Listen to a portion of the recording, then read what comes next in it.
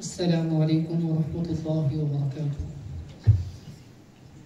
الحمد لله رب العالمين والصلاة والسلام على سيد الأنبياء والمرسلين وعلى آله وصحبه أجمعين. أما بعد فأعوذ بالله من الشيطان الرجيم. بسم الله الرحمن الرحيم. قل هل يستوي الذين يعلمون والذين لا يعلمون. وقال النبي صلى الله عليه وسلم طلب العلم فريضة على كل مسلم. উপস্থিত সম্মানিত ওস্তাদগণ, আঞ্জুমানের কর্তৃপক্ষ এবং আমার সম্মুখে বসে থাকা ইলম পিপাসী পশ্চিমবঙ্গ থেকে পড়তে আসা সেদূর ওয়েস্ট বেঙ্গল যাকে আমরা বলে থাকি, সেখান থেকে পড়তে আসা আমার ইলম পিপাসী ভাইয়েরা, আজকে আঞ্জুমান ইসলাহুল বয়ানের কিছু মূল উদ্দেশ্য, যাকে আমরা বাংলা বয়ান হিসাবে জানি, তো সেটারই একটি 6 মাস অন্তর যে আমাদের একটি মেহনত হয়েছে, সেই মেহনতের ফলাফল নিয়ে আজকে এই আপনাদের মাঝে রেজাল্ট তুলে ধরা হয়েছিল। তো আমিও আঞ্জুমানকে সম্মান জানানোর জন্য আপনাদের সামনে কিছু কথা আগে তুলে ধরবো, তারপরেই আমি আঞ্জুমানের দিকে ফিরে আসবো ইনশাআল্লাহ। আমি আজকে আপনাদের সামনে কিছু আলোকপাত করতে চাই মা বাবার মর্যাদার এই বিষয়ে। প্রিয় উপস্থিতি, আমাদের মা বাবাকে আল্লাহ তাআলা এতটা সম্মান দিয়েছেন, মা বাবার মর্যাদা এতটাই উচ্চ স্তরে রেখেছেন যে আল্লাহ তাবারক ওয়া তাআলা নিজের প্রশংসার পরেই মা বাবার প্রশংসা কোরআনুল কারীমের মধ্যে ঘোষণা করছেন। প্রিয় সুধী, আমরা কোরআনুল কারীম যদি খুলি তাহলে দেখতে পাবো যে সেখানে স্পষ্ট আকারে লেখা রয়েছে ওয়াকাদা রাব্বুকা আল্লা তা'বুদু ইল্লা ইয়্যাহু ওয়া বিল ওয়ালিদাইনি ইহসানা ইম্মা ইয়াবলুগান্না ইনদাকাল কিবার আহাদুহুমা আও কিলাহুমা ফালা তাকুল লাহুমা উফফিন ওয়া লা তানহারহুমা ওয়া কুল লাহুমা কাওলান কারীমা ওয়াখফিদ লাহুমা জানাহাদ যুল্লি মিনার রাহমাতি ওয়া কুর রাব্বিরহামহুমা কামা রাব্বায়ানি সগীরা। আল্লাহ তাবারক ওয়া তাআলা কোরআনুল কারীমের মধ্যে ঘোষণা দিচ্ছেন যে তোমরা আমি ছাড়া অন্য কারো ইবাদত করো না, নিজের মা বাবার সাথে নরমের সহিত নিজেকে আত্মসমর্পণ করে দাও, নিজের মা বাবার কাছে নিজেকে ঝুঁকিয়ে দাও, এমনকি তাদের জন্য তারা যখন আল্লাহ তাআলার দরবারে পৌঁছে যাবেন তখন তাদের জন্য দোয়া করতে থাকো, এ আল্লাহ তাদেরকে তুমি সেরকম ভাবেই লালন পালন করো, তাদেরকে তুমি সেরকম ভাবেই রেখো যেমন কিনা তারা আমাদেরকে ছোটবেলায় রেখেছিলেন। তাহলেই বোঝা যাচ্ছে এরকম একটি জায়গায় নয়, আল্লাহ তাবারক ওয়া তাআলা কোরআনুল কারীমের মধ্যে অনেক জায়গায় নিজের প্রশংসার পরেই মা বাবার প্রশংসার কথা তুলে ধরেছেন। শুধু কোরআনুল কারীমেই নয়, নবী করিম সাল্লাল্লাহু আলাইহি ওয়াসাল্লামের যদি জিন্দেগির দিকে দেখা যায়, নবী করিম সাল্লাল্লাহু আলাইহি ওয়াসাল্লামের আহাদিসে মুবারাকার মধ্যে যদি খোঁজা যায় তাহলে দেখা যাবে নবী করিম সাল্লাল্লাহু আলাইহি ওয়াসাল্লাম নিজে মা বাবার সাথে কিভাবে কথা বলতে হবে তার ভাষাও শিখিয়ে দিয়েছেন।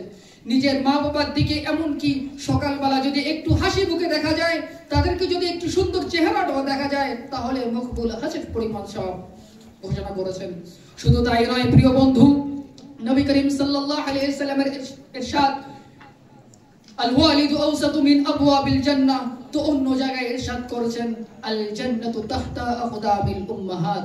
এই জন্যই তো একজন উর্দু শায়ের খুব বলেন, जहां के रब ने माँ को अज़मत कमाल दी, जहां के रब ने माँ को अज़मत कमाल दी, उनकी दुआ में आई मुसीबत भी डाल दी। हदीस पाक में माँ की ऐसी मिसाल दी, हदीस पाक में माँ की ऐसी मिसाल दी कि जन्नत उठा के माँ के कदमों में डाल दी। प्रियसुधी, যদি এতটাই আমাদের মা বাবার মর্যাদা হয়, যদি এতটাই আমাদের মা বাবার সম্মান হয়ে থাকে, তাহলে আজকে আমরা কোথায় পড়ে রয়েছি? আজকে যদি আমাদের সমাজের চারিদিকে আমরা তাকিয়ে দেখি তাহলে একটি বিষয় অনেক তেজির সাথে অনেক স্পিডে বেড়েই যাচ্ছে, সেটা হলো নিজের মা বাবার কদর করছি না আমরা, নিজের মা বাবার সম্মান করছি না আমরা। শুধু এটাই নয় যে তারা ইলম জানে না তাই বলে নিজের মা বাবার সম্মান করছে না, না না বন্ধু, সেটা না। আমাদের মধ্যে এরকম জাননেওয়ালা, এরকম ইলম জাননেওয়ালা ব্যক্তি এরকম রয়েছে যারা আমরা নিজের মা বাবার সম্মান করছি না। কেন? যখন আমাদের মা বাবার সম্মান করা উচিত, যখন আমাদের মা বাবার খেদমত করা উচিত, যখন আমাদের মা বাবার পাশে দাঁড়ানো উচিত, তখন আমরা তাদের থেকে পিছু চলে যাচ্ছি, তাদের থেকে আমরা দূরে সরে যাচ্ছি। প্রিয় বন্ধু, এটাই তোমার কিন্তু সেই মা, এটাই তোমার কিন্তু সেই মা যে মা তোমাকে জন্ম দেওয়ার পরে নিজে ভেজা জায়গায় শুয়ে তোমাকে শুকনো জায়গায় শুয়েছিলেন, নিজের সিনার সাথে বারবার লাগিয়ে বলেছেন, এটাই আমার সেই দুলাল, এটাই আমার সেই লাল, যাকে আমি 10 মাস 10 দিন গর্ভে ধারণ করেছি। প্রিয় সুধী, যখন আমরা একটি ছোট্ট উদাহরণের মাধ্যমে আমরা বুঝতে পারবো, যখন আমরা পাড়ায় খেলতে গিয়ে কোনো বাচ্চার সাথে লড়াই করতে গিয়ে তাদের সাথে ঝগড়ায় মেতে যাই, তখন হয়তো পাড়ার সবাই একদিকে হয়ে যায়, কিন্তু আমার মা জননী একদিকে দাঁড়িয়ে থেকে বলে, আমার রক্তের লাল, আমার দুলাল হয়তো কিছু ভুল করেছে, তাই বলে কি আমি দূরে সরে যাব? সবাই হয়তো একদিকে সরে যায়, কিন্তু আমাদের মা আমাদের সব সময় বুকে আগলে রেখেছেন। তাই নয় শুধু প্রিয় বন্ধু, এটাই আজকে আমাদের করুণ পরিস্থিতি। এত মেহেরবান হওয়ার পরেও, এত করুণাময়ী হওয়ার পরেও আজকে আমরা মাকে চিনতে পারছি না, আমাদের বাবাকে চিনতে পারছি না। এখন এরকম সমাজে আমরা পৌঁছে গিয়েছি, এরকমও সন্তান আজকে এই সমাজের মধ্যে দেখা যাচ্ছে যারা নিজ হাতে মা বাবার গায়ে হাত তুলছে। আরে এটাই তোমার কিন্তু সেই মা, যে মা 10 মাস 10 দিন তোমাকে গর্ভ ধারণ করেছে।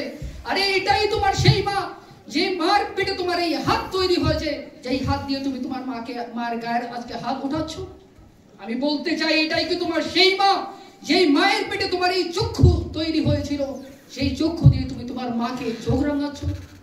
আমি বলতে চাই ওই সমস্ত সন্তানদেরকে, কি এটাই কি তোমার সেই মা, যার পেটের মধ্যে তোমার এই পা দুখানা তৈরি হয়েছে, যাকে তুমি নারাজ করার জন্য আজকে তার মর্জির খেলাফ, তার অনুমতির খেলাফ তুমি পা বাড়িয়ে দিচ্ছ।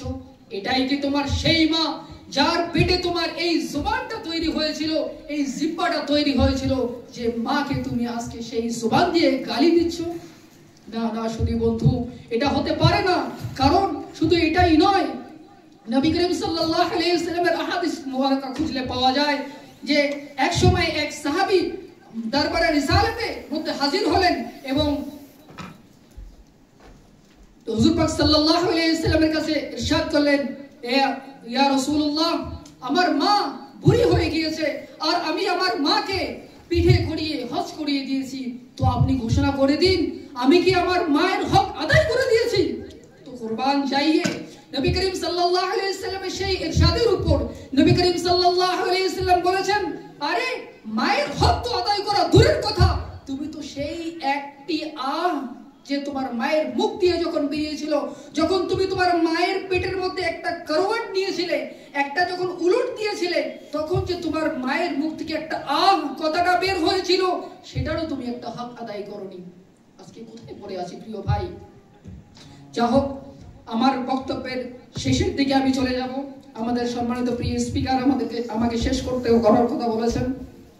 তো আজকে আমরা আঞ্জুমানে এসেছি কিসের জন্য? আঞ্জুমান আমরা এসেছি নিজের মেহনত করার জন্য। এরকম করেই আমরা গুটি গুটি পায়ে হয়তো আগে বেরিয়ে যেতে পারবো। যদি আমরা পা না বাড়াই তাহলে হয়তো এখান থেকে হরকত করে কেউ আপনাকে খানা এনে দিতে পারে, কিন্তু যদি আপনি না খান আপনার মুখেও তুলে দিতে পারে। যদি আপনি না খেলেন তাহলে আপনার পেট কোনো ভরবে না। প্রিয় বন্ধু, আসুন আমরা সকলে মিলে, যেহেতু এত দূর থেকে এসে আমরা এখানে ইলম হাসিল করতে পাচ্ছি বা ইলম হাসিল করছি, তাহলে এটা আমাদের জন্য বাহির নয়, এটা আমাদের জন্য অসম্ভবের কিচ্ছু নয় যে আমরা অবশ্যই একটা করে আমরা ওয়েস্ট বেঙ্গলের মধ্যে একটা নক্ষত্র হয়ে জন্ম ইনশাআল্লাহ। তো আমি এখানেই আমার সংক্ষিপ্ত আলোচনা শেষ করে প্রাণপ্রিয় হযরত মুহতারাম জনাব হযরত মাওলানা মেহমান সাহেবকে দাওয়াত করব যে আঞ্জুমানের কিছু কথা সংক্ষিপ্ত বলে দোয়া করিয়ে দিয়ে, যেহেতু আমাদের সময় অনেক বেড়ে গেছে, আমরা এখানে আঞ্জুমানের সমাপ্তি করব। হযরত মাওলানা মেহমান সাহেবের কাছে অনুরোধ করছি কিছু নসিহত সম্বন্ধে কথা বলার জন্য।